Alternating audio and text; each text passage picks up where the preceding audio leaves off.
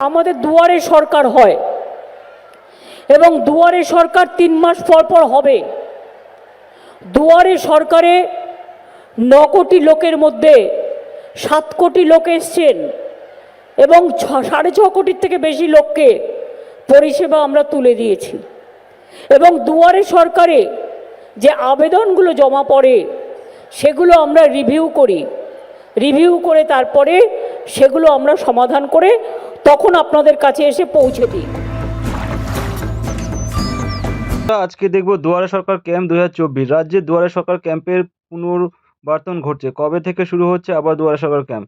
রাজ্যে আবার শুরু হচ্ছে দুয়ারে সরকার। কবে থেকে শুরু হবে জেনে নিন দুয়ারে সরকার ক্যাম্প। এই জন্য দেখার জন্য সম্পূর্ণ ভিডিওটা দেখতে হবে। স্কিপ করে দেখলে আপনি কিছুই দেখতে পারবেন না।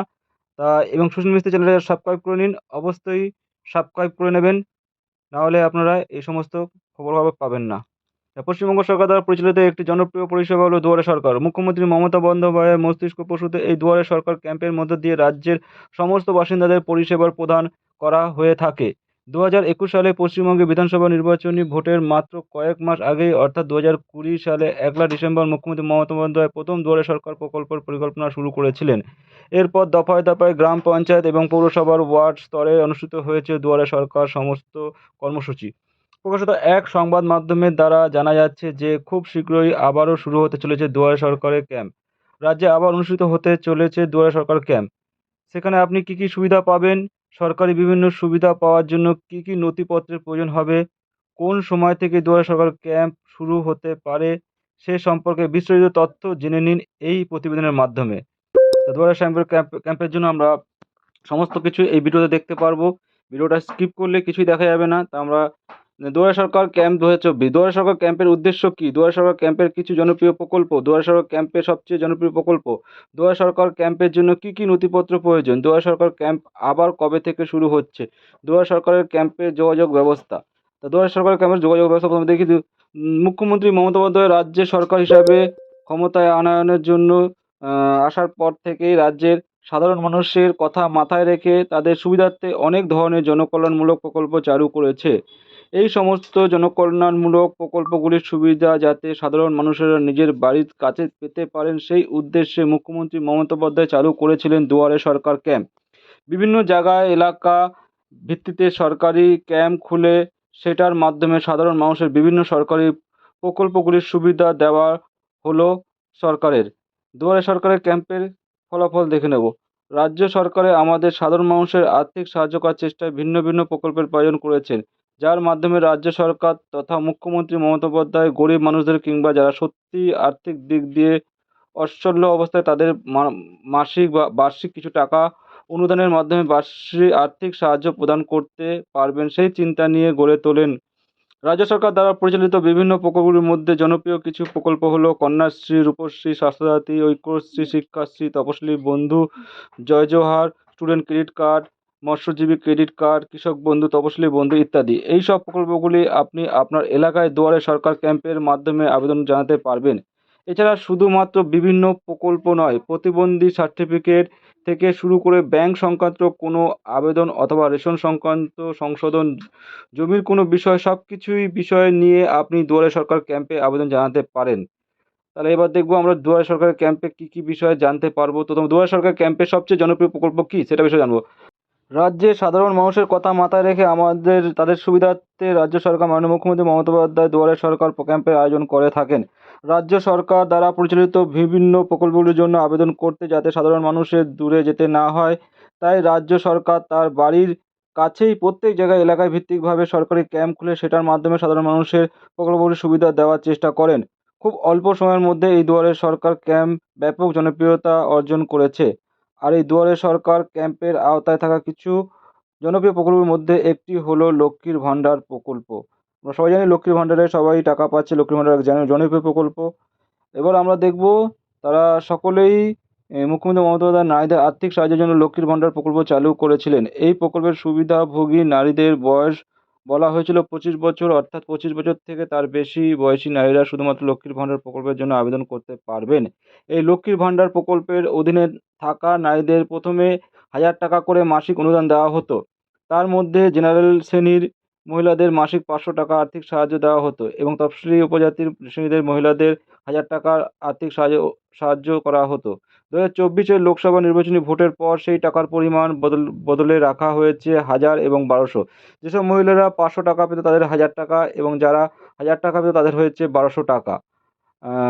রাজ্যে আবার শুরু হচ্ছে দুয়ারে সরকার, তাই দুয়ারে সরকার। এবার আমরা আরেকটা বিষয় দেখব। কি বিষয় দেখব?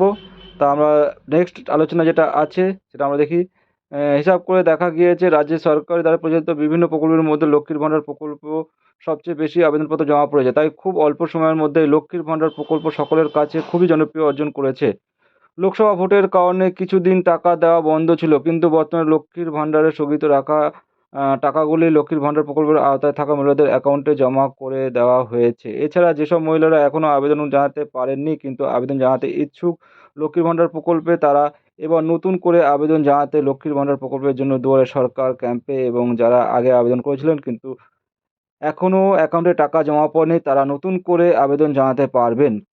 এছাড়াও দুয়ারে সরকার ক্যাম্পে আবেদন জানানো কিছু জনপ্রিয় প্রকল্প হলো কন্যাশ্রী, যা স্কুল পড়ুয়া 18 বছরের মেয়েদের আর্থিক সাহায্যের জন্য চালু করা হয়েছিল।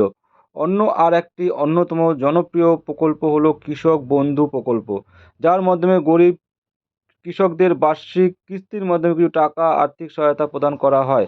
তবে সব প্রকল্পের মধ্যে অনেকটা অল্প সময় লক্ষ্মী ভাণ্ডার প্রকল্প বিশেষ জনপ্রিয় অর্জন করে সকলের কাছে। দুয়ারে সরকার ক্যাম্পের জন্য কী কী নথিপত্র প্রয়োজন, এটা খুব ইম্পর্টেন্ট। কী কী প্রয়োজন লাগবে সেটা আমাদের জানতে হবে।